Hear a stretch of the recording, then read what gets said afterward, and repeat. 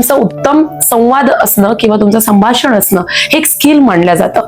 परंतु याच क्षेत्रामध्ये आपल्या अकोल्याशी नाळ जोडलेल्या मनीषाजी कोरडे, तेव्हा मग तुम्ही तुमचा मेंदू वापरणं बंद करता ना.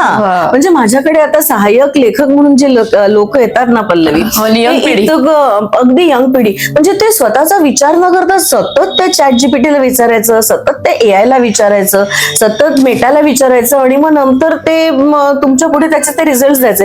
पण याचं होतं काय? याचे सगळ्यात मोठे 2 धोके मी तुम्हाला सांगते.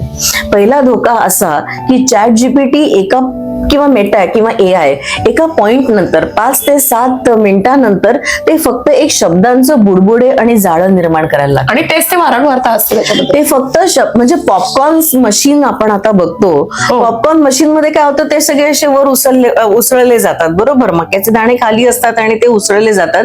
तसं चॅट जीपीटी, त्याला जे माहिती आहेत शब्द, त्याच्यामध्ये जे फीड केलेले शब्द आहेत, त्यांना तो असा उसळत असतो तुमच्या विचारांचा आणि तुमच्या भावनांचा आणि तुमच्या प्रश्नांचा रोख लक्षात घेऊन.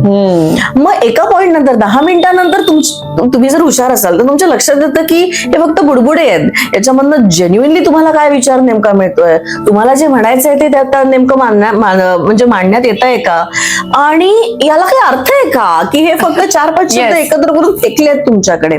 हा धोका तुम्हाला बघायला हवा आणि तुमच्या बुद्धीचं संवर्धन आणि संरक्षण हे तुम्ही करायला हवं.